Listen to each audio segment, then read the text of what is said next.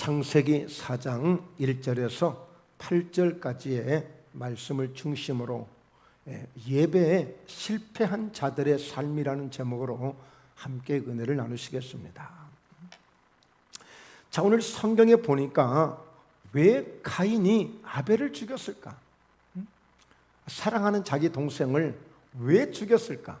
궁금하죠? 우리 알고 싶잖아요. 그것은 결국에 우리가 창세기 3장을 보면서 가정에 저주가 온 거예요. 그 저주 가운데 하나, 여자는 해산할 때 큰 고통이 따르고 남자는 땀을 흘리며 평생 가시와 엉겅퀴 속에서 싸우면서 땀을 흘려야만 살 수 있는 그런 인생이 되고 만 거예요.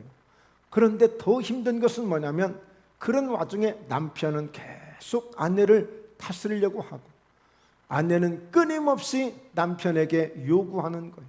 무엇인가 자꾸만 원하는 거예요.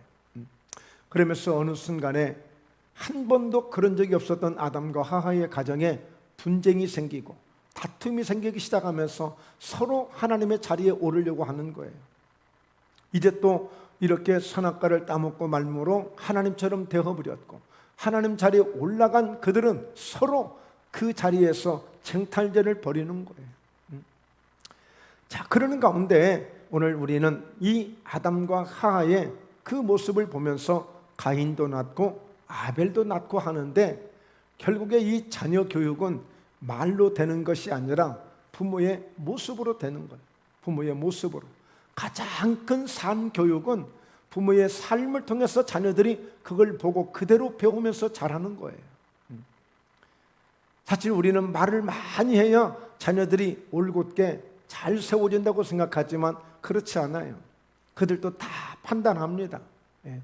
그렇기 때문에 부모의 모습을 보면서 자녀들은 성장하고 또 자라면서 그 영향을 굉장히 많이 받게 되죠. 자, 그래서 결국에 오늘 이 가정에 다가온 이 저주는 바로 다툼이었던 거예요. 끊임없이 다투면서 결국에 또 뭐가 오느냐? 예배가 무너지고 만 거예요. 예배는 드리긴 드려. 그런데 제대로 온전한 예배가 안 되는 거예요. 늘 다투면서 무슨 은혜가 오겠어요? 은혜가 올 수 없어요. 그러니까 결국에 그 가정에 제대로 된 예배까지 무너지고 만 겁니다. 실컷 예배 드리고 그리고 다투고 실컷 기도하고 나서 또 다투고 그러면서 정작 제대로 예배가 세워지질 못하고 늘 그 예배가 무너지고 마는 거예요. 그래서 혼자는 어쩌면 기도하고 예배 드리고 나는 천국이다 그럴지 모르겠지만 상대방 한 사람은 늘 지옥 같은, 차라리 예배를 안 드렸으면 좋겠다, 차라리 예배 없이 그냥 마음껏 살면 좋겠다, 이렇게 되고 마는 거예요. 함께 이게 하나가 안 되는 거예요. 가정에서부터. 왜? 하나님 자리에 올라가서 끊임없이 남자는 여자를 다스리려고 하고 여자는 끊임없이 남편에게 무엇을 계속 요구하고 원하는 것들이 있는 거예요. 그러니 계속 힘들고 어려운 거죠. 그 가정 속에서 바로 이 가인과 아벨은 영향을 받고 있었던 거예요. 그래서 이제 그 과정을 보면서 이 가인은 결국에 이제 일을 저지르게 돼요. 일을 저지르고 말아요. 큰 일을 치르죠. 동생을 죽이는 엄청난 어마어마한 그런 일이 생기고 말았어요.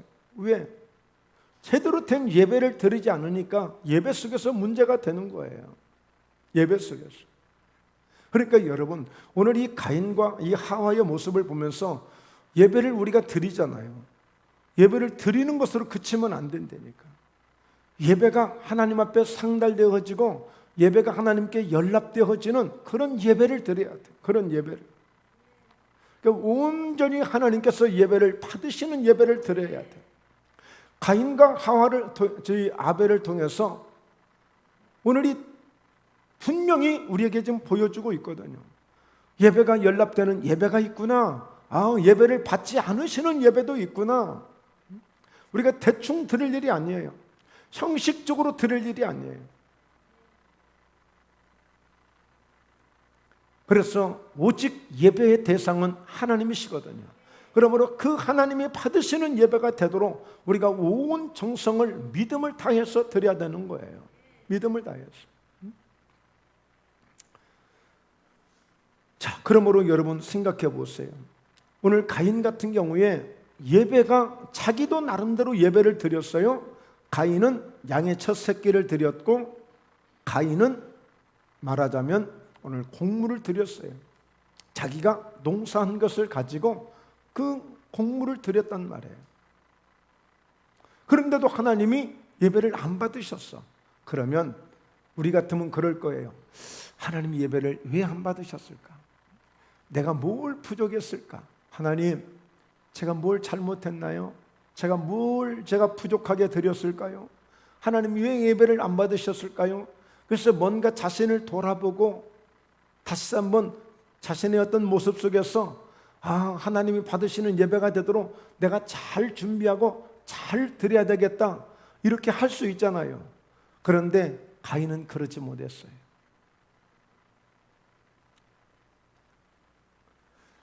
오히려 자신의 예배만 받지 않으셨다는 것 때문에, 그러니까 그것만 생각하는 거예요.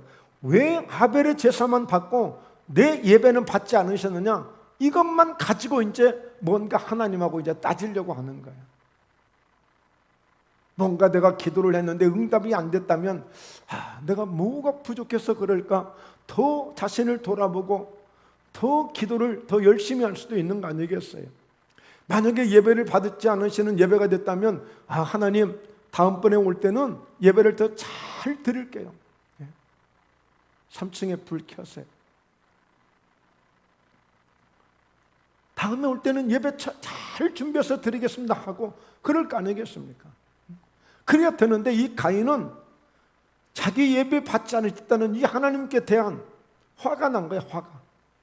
그런데 하나님이 보이지 않으니까 어떻게 하나님께 어떻게 화를 낼 방법도 없고, 하늘을 향해서 대꾸하고 뭔가 하나님 앞에 투정을 할 수 있겠지만, 근데 그것보다도 지금 당장 내 눈앞에서 어른거리는 이 아벨이 눈에 가시거리야. 그러니까 모든 이 홧김을 바로 동생 아벨한테 쏟는 거예요. 아벨한테 쏟아요. 모든 홧김을. 하나님 말이지, 아니 이렇게 차별하실까? 나도 내 나름대로 내가 농사한 것을 이렇게 드렸으면 하나님 받으셔야지, 왜 아벨만 받으시고 나를 이렇게 차별하느냐 이거야. 하나님이 아벨만 사랑하시나 봐. 나는 별로 이뻐하지 않나 봐. 거기에 이제 여러 가지 섭섭함도 들고 그런 반감도 들고 그러면서 그게 모든 홧김이, 모든 화가, 분노가 바로 아벨한테 다 간 거예요. 아벨한테. 그래서 여러분 오늘 창세기 오늘 4장, 창세기 4장 1절에서 8절까지인데요. 자, 4절을 한번 보죠. 4절. 아벨은 자기도 양의 첫 새끼와 그 기름으로 드렸더니 여호와께서 아벨과 그의 제물은 받으셨으나 가인과 그의 제물은 받지 아니하신지라. 가인이 몹시 분하여 안색이 변하니 여호와께서 가인에게 이르시되 네가 분하여 하면 어찌 됨이며 안색이 변하면 어찌 됨이냐? 네가 선을 행하면 어찌 낯을 들지 못하겠느냐? 선을 행하지 아니하면 죄가 문에 엎드려 있느니라. 죄가 너를 원하나 너는 죄를 다스릴지니라. 그러니까 하나님이 가인아, 너 왜 그래? 너 왜 그래? 너 다음에 예배 잘 드리면 되잖아. 그런데 왜 그렇게 안색이 그냥 그렇게 불그락불그하게? 너 그리고 얼굴에 왜 이렇게 그냥 분노가 가득해? 왜 이렇게 화를 내고 있어? 그러지 마. 자, 그러면서요 오늘 하나님 말씀합니다. 네가 선을 행하면 어찌 그렇게 낯을 들지 못하겠느냐? 네가 뭔가 문제가 있는 거 아니냐? 지금 죄가 문에 엎드려 있느니라. 죄가 지금 너를 원하고 있다. 지금 네 모습을 보니까 죄가 네 문 앞에 엎드려져 있어. 죄가 지금 너를 원하고 있어. 죄 지키게 만들고 있어. 지금 너 지금 자꾸만 죄 지으라고 지금 하고 있어. 네 얼굴을 보니까. 그런데 너는 죄를 다스려야 돼. 죄를 다스리라고 그랬어요. 그런데 가인은 결국에 죄의 점령을 당하고 죄한테 그냥 억압을 당하고 만 거예요. 분명히 하나님이 죄를 이기라고 했잖아요. 그런데 가인은 죄를 이길 마음도 없고 섭섭한 마음 때문에 어떻게 하나님이 동생 예배만 받고 내 예배는 받지 않느냐는 이 생각 때문에 죄가 됐든 뭐가 됐든 나는 상관없는 거야 그냥. 이게 완전히 마귀에게 공략을 당하는 것이고 죄에 완전히 억압을 당하는 거예요. 결국에 오늘 들에 나가서 이래 보니까 또 아벨이 뭘 한다고 왔다 갔다 하는데 이게 꼴 보기 싫은 거예요. 그러니까 그냥 갔다가 돌 하나 가지고 가서 동생을 때려서 쳐서 죽였다고 그랬어요. 쳐 죽였다고 그랬어요. 동생을 죽이고 만 거예요. 여러분 생각해 보세요. 동생이 잘못한 게 뭐가 있어요? 예배 드린 것밖에 없어요. 아니 예배 잘 드렸다고 이렇게 미움을 받고 예배 잘 드렸다고 죽임을 당할 정도면 아마 지금 이 세상에 지금 죽음을 당할 사람이 수도 없이 많을 겁니다. 사실 아벨 입장에서 너무 억울하잖아요. 그것은 전적으로 가인이 얼마나 악한 그런 사람이 되고 말았는가. 죄가 그를 점령하게 되고 죄가 그를 제압하게 되니까 그 죄악이 그를 둘러덮으니까 사람이 이렇게 악해지고 만 거예요. 여러분 사랑하는 성도 여러분, 교회에서요 가끔 화를 내는 사람들이 있어요. 교회에서요 큰 소리 치는 사람도 있어요. 꼭 뭐 우리 교회에서뿐이 아니라 뭐 이런 얘기 저런 얘기 우리가 들어보지만, 그런데 교회에서 큰 소리 치고 교회에서 뭔가 화를 내고 막 뭐 목사님이 어쩌고 뭐 권사님이 어쩌고 뭐 집사님이 어쩌고 이런 사람들 보면요 거의 10중 8구 은혜 받지 못한 사람들이에요. 은혜 받지 못한 사람. 결국에 가인도 은혜를 못 받은 거예요. 예배가 연락되지 않으니까 은혜를 못 받으니까 이런 일이 터진 거예요. 지금 이런 일이. 은혜를 못 받으니까. 여러분 예배 실컷 드리고 화를 내고 분기가 가득하고 그래서 이상하다는 거예요. 이상하다. 뭔 교회가 이러냐고 그러고. 은혜를 못 받으면 별소리 다 할 수 있는 거예요. 그런데 은혜를 받아보세요. 은혜 충만하게 받고 성령으로 충만한 은혜를 받으면 설사 좀 허물이 보이고 좀 흠이 보이고 좀 부족한 것들이 보여도 그것을 다 감쌀 수 있어요. 다 덮어주게 돼요. 은혜가 없으면 소용없어요. 그래서 어떤 일이 있어도 정말 저는 그럴 능력이 부족해서 참 그게 탈인데, 그래서 모든 예배, 새벽이면 새벽, 수요 예배면 수요 예배, 금요면 금요, 주일이면 주일 반드시 은혜를 받는 예배가 되도록 사실은 그 부분에 무척이나 많은 마음을 쏟고 있어요. 근데 은혜 받아요. 은혜 받아야 돼. 은혜 못 받으면 안 돼. 반드시 오늘 또 하나님의 사랑이 느껴지는구나. 오늘 또 하나님 나를 도우시는 역사가 있구나. 오늘도 나를 하나님이 축복하시는 게 느껴지는구나. 오늘 또 하나님이 내 마음을 받으시고 예배를 받으시는구나. 뭔가 은혜를 받아야 돼. 은혜를 받아야 돼. 그래서 여러분 이 예배는 한번 들어보자, 그냥 한번 참석해보자, 그냥 뭐 앉아라도 봐야지, 그래도 자리라도 채워야지, 이런 개념이 아니라 어떤 이와 같이 우리가 바쁜 일이 있어서 왔고, 때로는 힘든 일이 있어서 왔고, 때로는 마음이 괴로워서 왔고, 때로는 여러 가지 문제가 있어서 왔을지라도 하여튼 그 예배 속에서 뭔가 은혜를 받으려고 해야 돼. 예배 속에서. 그런 마음을 가지면 설사 설교의 은혜를 못 받아도 어쩔 때는 기도의 은혜를 받을 수가 있고, 어쩔 때는 찬양의 은혜를 받을 수가 있고, 어쩔 때는 은혜 받는 모습을 보고도 은혜 받을 때가 있는 거예요. 사모하면 돼. 사모하면. 하나님은 어떤 방법으로든 은혜를 주시니까, 어떤 방법으로든 은혜를 주시니까 사모하면 됩니다. 자, 그래서 여러분 오늘 이렇게 은혜를 받은 사람들은 모든 것을 덮어요. 긍휼로, 사랑으로, 또 믿음으로 다 덮기 때문에 정말 은혜가 있는 교회, 은혜가 있는 그런 예배가 될 수 있도록 우리가 함께 사모하고 그런 은혜가 임하도록 기도하면서 하나님이 많이 축복하시기를 주의 이름으로 축원합니다. 자, 그러므로 여러분, 오늘 이렇게 은혜를 받지 못하면 결국에 어떻게 되느냐? 가인처럼 자꾸만 엇박자로 나가는 거예요. 엉뚱한 길로 나가는 거예요. 은혜를 못 받으면. 예. 그러니까 참 정말 목사님의 책임이 보통 큰 게 아니에요. 보통 큰 게 아니에요. 정말 목사님은 설교자로서 또 예배의 또 인도자로서 정말 책임감이 커요. 그러니까 여러분들이 기도를 많이 해주셔야 되는 거예요. 우리 목사님 매 예배 때마다 정말 은혜 충만하게 끼칠 수 있는 그런 예배 인도자가 되게 하시고 그를 위해서 성령 충만함으로 역사해 주시라고 그래서 기도를 해 주셔야 되는 거예요. 그렇잖아요. 생각해 보세요. 다 사람들이 다 나처럼 다 평하는 건 아니거든요. 때로는 정말 절박한 마음으로 예배에 참석한 분도 있고 정말 너무너무 간절한 마음으로 예배에 참석한 분도 있을 수 있잖아요. 여러분, 그분들이 오셔서 정말 주님을 만나고 정말 기적적으로 하나님의 말씀을 통해서 정말 응답을 이루고 그런 기적을 체험한다면 그보다 더 놀라운 일이 어디 있겠습니까?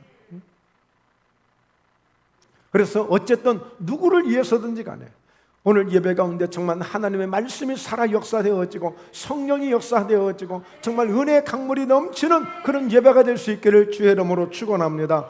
할렐루야. 여러분, 이 세상에서요 가장 큰 살인자가 역사 이래 누구겠어요? 전쟁을 일으켜서 사람을 많이 죽인 히틀러일까요? 전쟁을 일으켰던 스탈린일까요? 누구일까요? 퍼센트로 따지자면, 프로테제로 따지자면 4명 중에 한 사람을 죽였으니까 가인이야, 가인. 25%의 인구를 죽인 거예요. 그때는 총 전 세계 인구가 4명이야, 4명. 아담, 하와, 가인, 아벨. 전 인구 4분의 1 한 사람을 죽였으니까 25%를 죽인 거예요. 가인은 큰 살인자입니다. 왜 그랬을까? 왜 그랬을까? 다시 말씀드리지만 가인은 아담과 하와를 보면서 늘 싸우는 모습만 보게 된 거예요. 목사님, 어떻게 싸웠다고 단정하세요? 그럼 여러분, 어떻게 안 싸웠다고 여러분 단정하세요? 성경에 보니까요, 싸웠잖아요. 누가 이 선악과를 먹게 했냐고 그랬더니, 아이고, 우리 저 각시가 먹으라고 해서 먹었어요. 너는 그럼 왜 먹었냐? 저 뱀이 먹으라고 해서 먹었어요. 벌써 그때부터 핑계대고 떠넘기고 또 막 그러잖아요. 너 때문이라고. 이미 싸우기 시작했다니까요. 선악과를 따먹는 순간부터 문제가 생긴 거예요. 계속 전가시키는 거예요. 너 때문이야, 너 때문이야. 그러면서 오늘 분명히 성경은 저주가 왔다고 그러잖아요. 끊임없이 남편은 너를 다스리려고 할 것이고 너는 끊임없이 네 남편에게 뭔가를 요구할 것이고 그게 가정에 찾아온 저주였단 말이에요. 그러니까 가인은 결국에 집에서 보고 배운 게 늘 엄마 아빠 싸우는 모습을 보면서 자라게 된 거예요. 그러니까 여러분, 어린 자녀를 둔 우리 젊은 집사님들은 어떤 일이 있어도 자녀들 앞에서 싸우시면 안 돼요. 자녀들 앞에서. 그게 은연중에 그냥 피는 너무 진하다고 그냥 그것까지 그냥 배워간다니까 안 된다니까. 그래서 되도록이면 서로 이해해주고 사랑해주고 서로 축복해주는 그런 모습을 보면서 자라는 자녀들은 건강할 수밖에 없을 것입니다. 뭐 몸도 건강하고 마음도 건강하고 믿음도 건강하게 그렇게 자랄 거예요. 그러니까 그런 게 있더라니까요. 우리 전라도 사람들은 굉장히 남자 선호 사상이 있잖아요. 그리고 남자가 그 어떤 보수주의, 봉건주의 그런 사상이 있어가지고 늘 딱 집안에서 애행하고 다리 딱 꼬고 방에 있거든요. 주로 여자들이 마당에서 일하고 뭐하고 딱 굳은 일 다 하잖아요. 근데 충청도는 또 안 그래요. 충청도는 주로 남자들이 허드렛 일을 거의 다 해요. 그래서 최고의 조합은 어떤 것이냐? 전라도 여자하고 충청도 남자가 만나면 그렇게 좋대. 근데 우리는 거꾸로 만났어요. 우리는 충청도 여자, 전라도 남자. 충청도 여자들은 늘 자기 아버지가 뭘 해주는 걸 봤잖아요. 늘 그걸 봤잖아요. 근데 전라도 사람들은 안 그러잖아요. 늘 엄마가 당연히 뭘 하는 걸로 알잖아요. 그러니까 전라도 출신 우리 자매들이, 여자들이 살림을 잘한다는 얘기를 듣잖아요. 근데 뭐 다 그런 건 아닌데, 그리고 뭐 경상도 사람들은 또 무뚝뚝하고, 그 사람들은 괜히 거칠애에 치중하는 사람들이잖아요. 실컷 가서 국수 먹고 오면서도 딱 이쑤시개로 고기 먹은 것처럼 이쑤시고, 폼 잡는 사람들이에요. 말하자면 뭐 이런저런 그런 어떤 가정 상담을 하고 뭐 이렇게 얘기를 하다 보면 그런 이야기까지도 나와요, 사실. 그러나 지금은 이제 그런 부분들이 다 이제 무너져 있습니다만, 하여튼 신앙으로, 믿음으로 이제 하나 돼야 되는 줄로 믿습니다. 할렐루야. 네, 그렇습니다.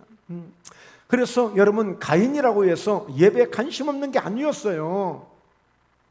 여러분, 가인이 예배에 관심이 없었다면 하나님이 예배를 받으셨던지 받지 않으셨던지 왜 그가 화를 낼 이유가 없잖아요. 어쩌면 가인은 다른 어떤 사람보다도 예배에 대한 관심이 아주 뜨거웠던 사람이에요. 그러니까 예배받지 않은 것 때문에 만사가, 하나님이 경고의 말씀을 주시는데도 불구하고, 너 낯이 왜 그러냐, 얼굴이 왜 그러냐, 너 그러지 말아라, 지금 죄가 네 문 앞에 엎드려져 있다, 너 그러다 죄한테 너 당한다, 너 죄한테 끌려간다, 하나님이 그렇게까지 경고하신데도 하나도 들리지 않잖아요. 예배 받지 않으셨다는 것 때문에. 그래서 결국에 그 난리를 친 거예요. 자기 동생을 죽이는 그런 엄청난 잘못을 저지르고 만 겁니다.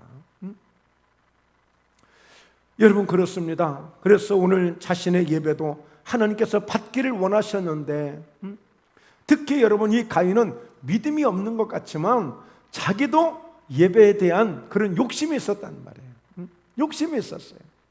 자기 예배도 좀 받으셨으면, 자기도 좀 사랑해 주시고 자기도 좀 축복해 주셨으면 하는 믿음은 없어 보였고, 믿음은 보이지 않았지만, 그러나 마음속에서만큼은 나도 저 아벨처럼 나도 내 예배 받으시고, 아벨처럼 저렇게 나도 좀 사랑을 좀 해주시고, 아벨처럼 나도 좀 저렇게 축복해 주시기를 원하는 그런 마음을 가인도 가졌단 말이에요. 사실 막 뜨겁게 기도는 안 하고 우리가 볼 때에 별로 믿음이 없는 분이 보일 수도 있어요. 그러나 은근히 그 마음속에는 어떤 사람보다도 더 받고 싶은 마음은 있을 수 있어요. 그래서 우리는 사실 함부로 사람을 평가할 수는 없는 거지만 진짜 그럴 거예요. 진짜 그럴 거예요. 아마 더 어떻게 방법을 모르고, 은혜를 모르고, 깊이를 모르고, 어떻게 해야 될 줄을 몰라서 그냥 덤덤하게 예배를 드린 것 같지만, 그러나 정말 속마음은 너무너무 간절하게 은혜를 받고 싶은 마음이 아마 그분들에게도 다 있을 겁니다. 다 있을 거예요.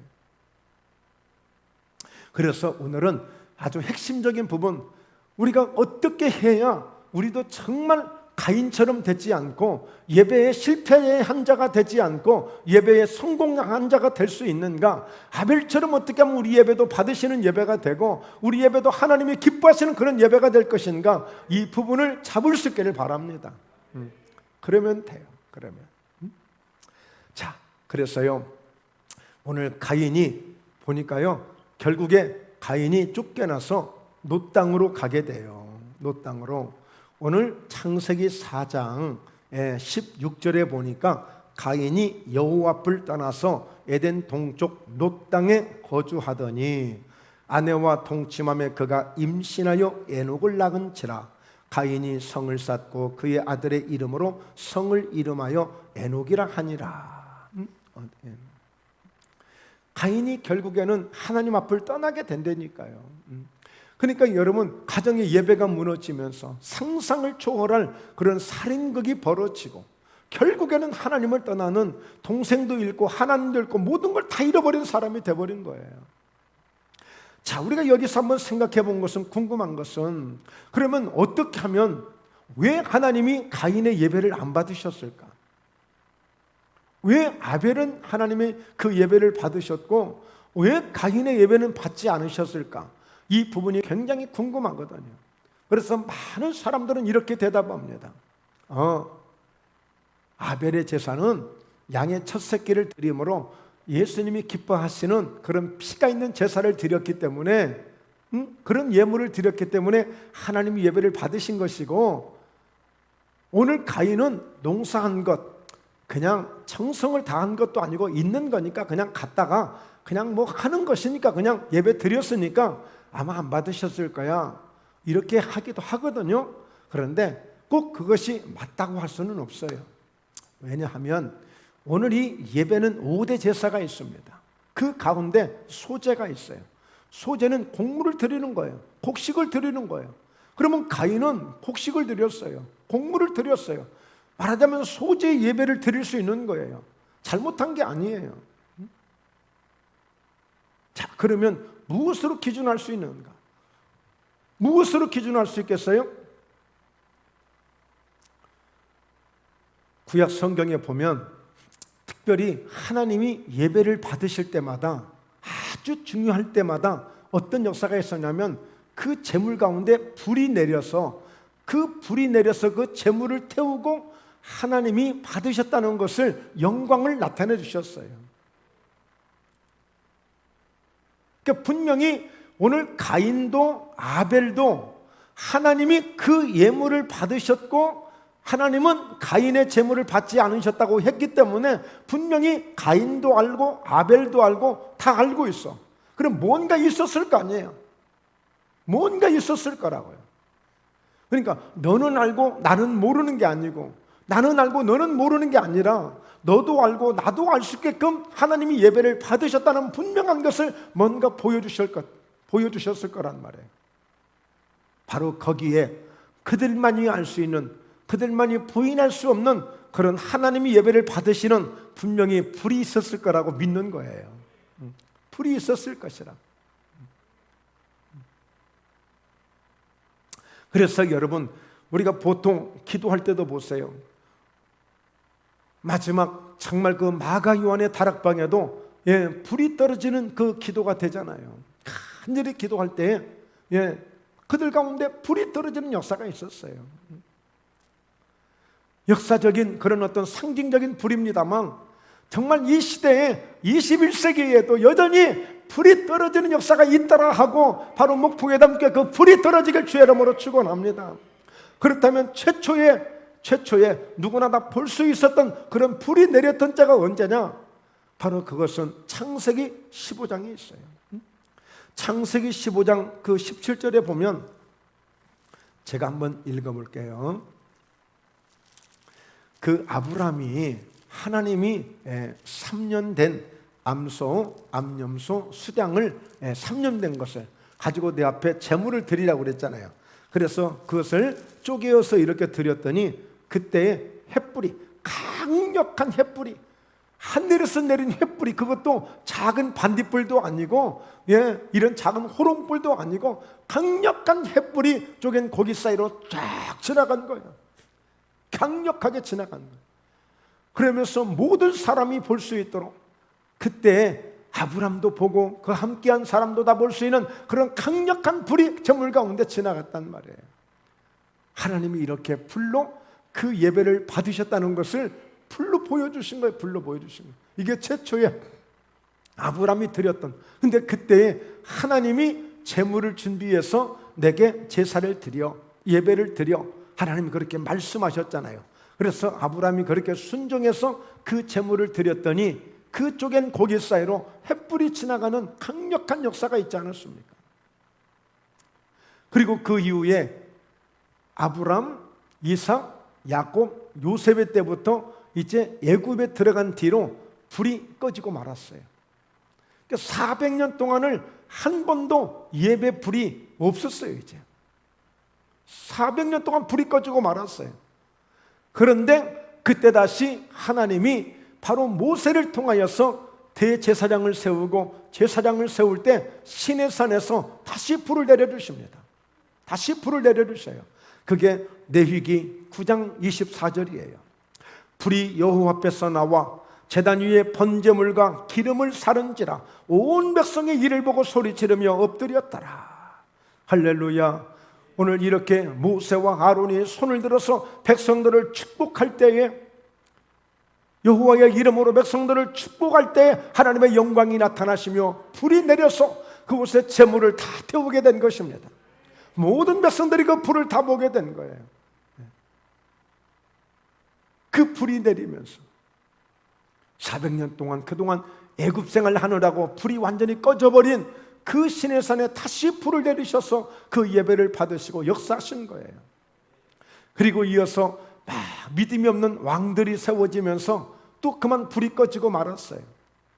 그러자 열왕기상 18장에 보니까 갈멜산에서 엘리야가 다시 하나님 앞에 여호와여 불로 응답하소서, 여호와여 불로 응답하소서 할 때 하늘에서 불이 내려서 그 재물을 태우고 과연 여호와가 하나님의 신이시다, 과연 여호와는 하나님의 신이시다 하면서 불을 내리시는 신이시다 하며 바로 이와 같이 그 하나님을 인정하게 되어지고 불로 역사하는 하나님이심을 인정하는 놀라운 역사가, 그래서 바알 선지자 아세라 신을 섬기는 그런 선지자 850명을 죽이고 아방 앞에서 이세벨 앞에서 하나님의 영광을 보게 하신 것이 아니겠습니까?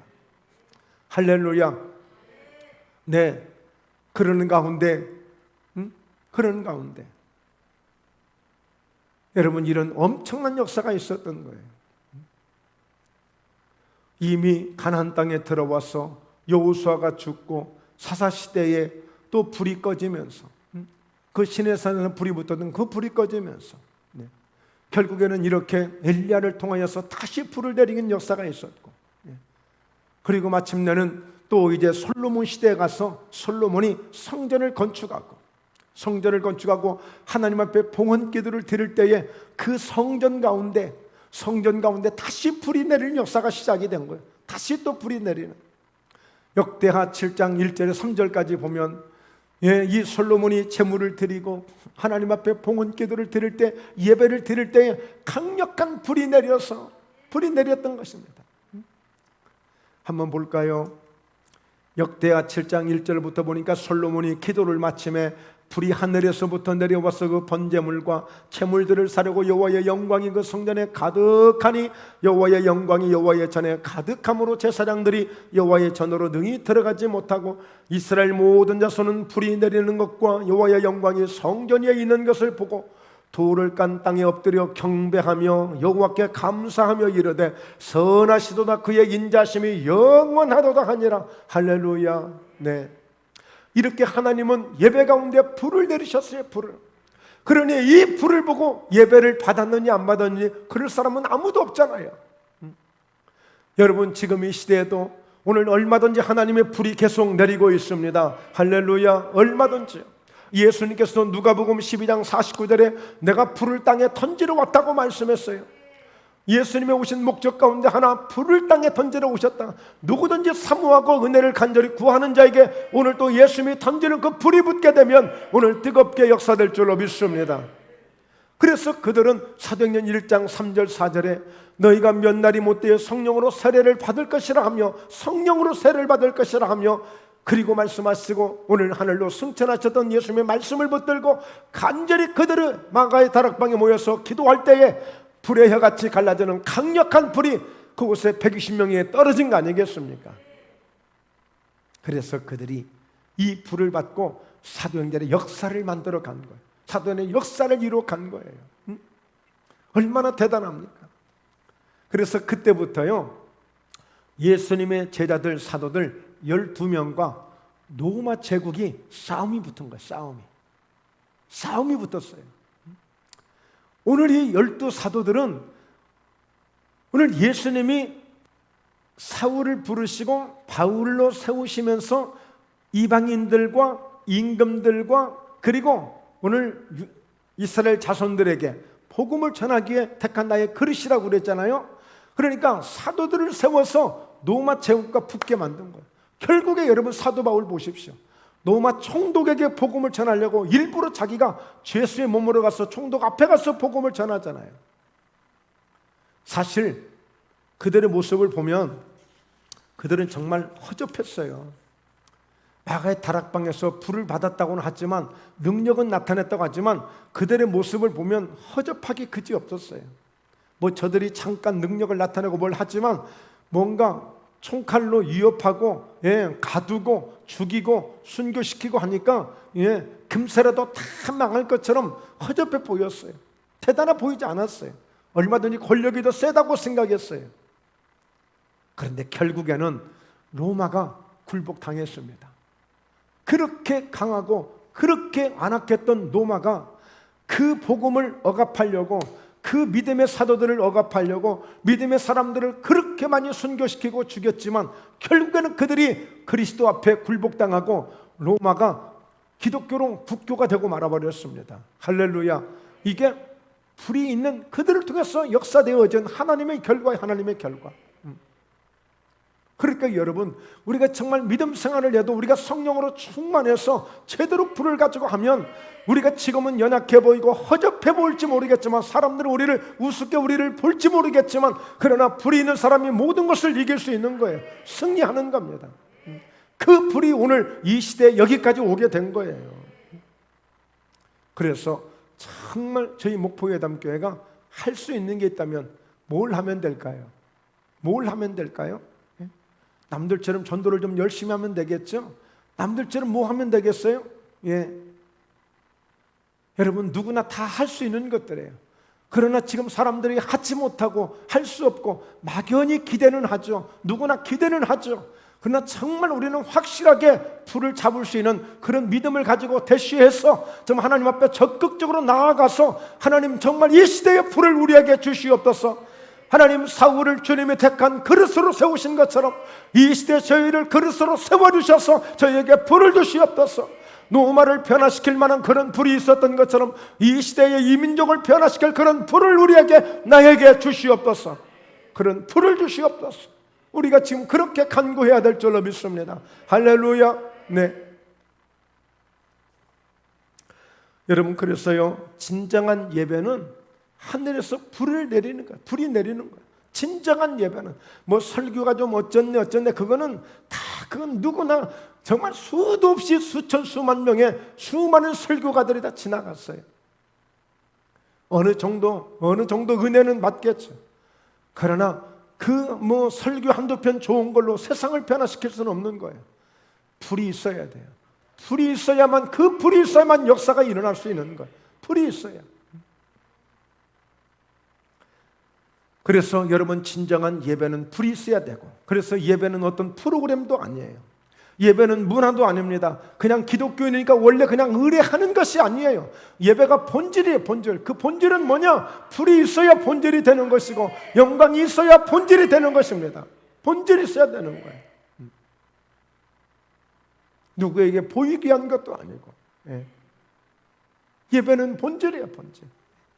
자, 그래서요, 오늘 이 가인이 결국에 이렇게 예배에 실패하고 말잖아요. 가인이 살인자가 되어져서 예배에 실패하고 만 거예요. 실패하고.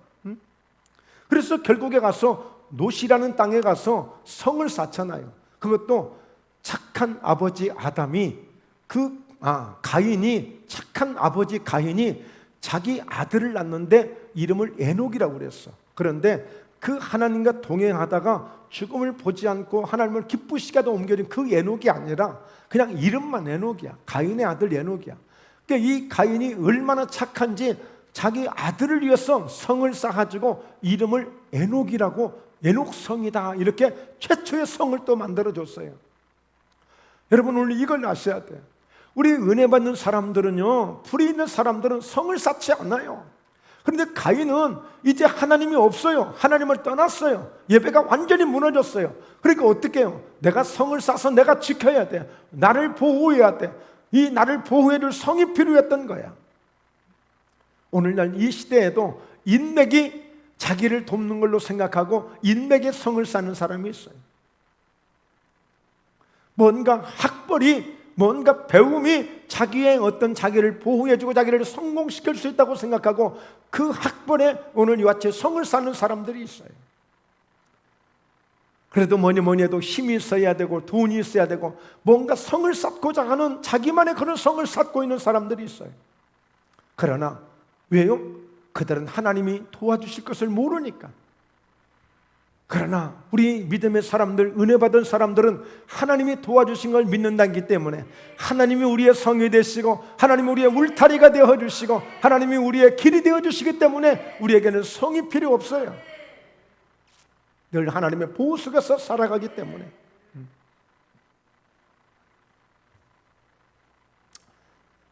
자, 여러분, 우리는 그래서 할 수 있는 것은 우리는 늘 하늘의 불을 생각하고 성을 쌓는 사람들이 아니라 우리는 예배의 제단을 쌓아가는 사람이 되는 줄로 믿습니다.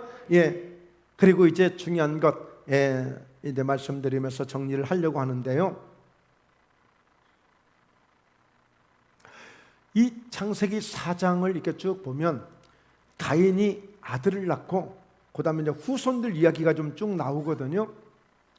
그런데 가인의 후손들은 뭐 몇 살을 살았느니, 뭐 했다는 말은 있는데, 말하자면 가축을 치는 자, 또 뭐 퉁소를 잡는 자, 노래를 하는 자, 또 그리고 철기를 가지고 무기를 만들고 여러 가지 기구를 만드는 그런 화려한 업적들은 있는데, 그냥 그들이 언제 태어났고 언제까지 살았고 몇 살 살았고 전혀 기록이 없어. 전혀 기록이 없어. 왜 그런 줄 아세요? 예배가 무너진 사람들, 하나님과의 관계가 없는 사람들은 그들이 이 세상에서 어떤 성공을 했든지, 그들이 어떤 큰 회사를 냈든지, 그들이 대통령을 했든지 하나님은 아무 관심 없는 거예요. 아무 관심 없어요. 그런데 보십시오. 아벨이 죽고 셋이라는 아들을 주잖아요. 그런데 셋의 후손들은요, 언제 태어났고 몇 살까지 살았고 쫙 기록이 됩니다. 쫙 기록이 돼. 그러나 가인의 후손들은 전혀 기록이 되지 않아요. 여러분, 그들은 성을 쌓고 그 안에서 옹기종기 모여서 쾌락도 즐기고 뭐 대단한 무기도 만들고 뭔가 자기를 보호하려고 굉장히 그 시대에 영향력을 끼치는 그런 사람으로서 뭔가 산다고 생각했지만, 그러나 그들은 어떻게 살든지 간에 하나님은 조금도 기억하지 않았어요. 조금도 기억하지 않았어요. 오늘 여러분, 중요한 것은 우리가 이 땅에서 비록 힘들고 어렵게 살지만 그러나 우리의 이름이 오늘 하나님의 생명책에 기록되어진다는 것, 이보다 더 위대한 것은 없는 겁니다. 그래서 아벨 대신해 주신 셋의 자녀들, 셋의 후손들은 쫙 기록이 되는 거예요. 그러니까 가인의 후손들이 사는 동안에는 굉장한 업적들이 있었지만 그때 당시에는 한 번도 하나님을, 여호와를 부르지 않았는데 셋의 후손인 에노스가 나왔을 때 그때 비로소 여호와라는 이름을 부르기 시작했어요. 여호와라는 이름을. 그러니까 여러분, 하나님이 기억해 주시고 하나님이 축복하시는 그런 후손이 있어요. 그런 후손. 오늘날 이같이 예수 그리스도의 십자가의 은혜를 통해서 그 보혈의 능력으로 죄사함을 받고 성령의 은혜를 받고 성령의 불을 받은 오늘 믿음의 성도를 오늘 하나님이 기억하시는 줄로 믿습니다. 그 이름이 하나님의 생명책에 기록되는 줄로 믿습니다. 요한계시록 3장에 보면 필라델피아 교회가 있어요. 그들의 이름들이 다 성전 기둥에 이름들이 다 새겨졌다고 말씀하고 있어요. 네.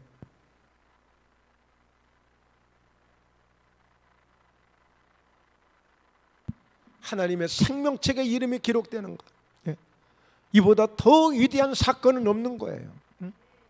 그래서 오늘 또 저와 여러분, 오늘 비록 가인은 그들이 이 세상에 어떤 빌딩이 있고 이 세상에 어떤 그런 업적을 남길 만한, 사람들이 칭찬해주고 사람들이 박수를 보냈던 그런 어떤 일을 했을지라도 하나님의 영광이 아닌 것은 아무 의미가 없다는 거예요. 비록 남들이 알아주지 않지만, 비록 우리 인생이 허접해 보일지 모르겠지만, 연약해 보일지 모르겠지만, 날마다 예수 이름으로 행하는 우리의 손길과 우리의 발걸음을 통해서, 우리의 믿음의 눈물의 기도를 통해서 하나님 앞에 상달되어지는 그런 기도가 되고 예배가 되고 그런 믿음이 되어질 때에 하나님이 기억해 주시는 놀라운 역사가 있게 될 줄로 믿습니다. 그래서 오늘 우리는 가인을 통해서 예배에 실패한 자의 삶이 얼마나 이것이 무의미한가, 허무한 거야, 허무한 거야. 예배 실패한 것으로 모든 것을 다 잃어버리게 된 거예요.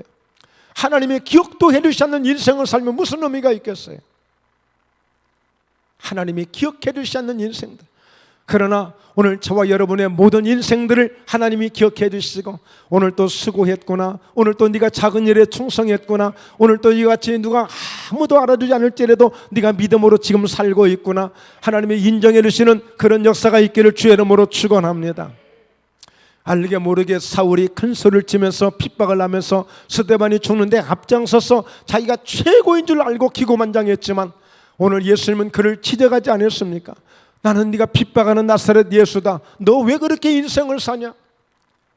그래서 오늘 이 사도 바울은 정말 자기의 인생 속에 하나님을 만난 것을 최고의 축복으로 생각하고 아낌없이 미련 없이 자기는 하나님을 위해서 자기 생명을 내 던져버린 것이 아니겠습니까?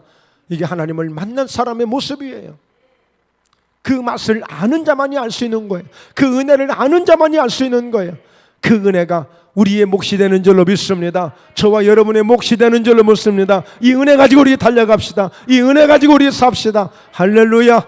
그래서 날마다 예배 때마다 말씀에 불이 있고, 오늘 기도에 불이 있고, 은혜에 불이 있어서 오늘 풍성한 응답도 함께 누리시는 우리 모두가 함께 되어야 될 줄로 믿습니다. 할렐루야. 네, 기도하겠습니다.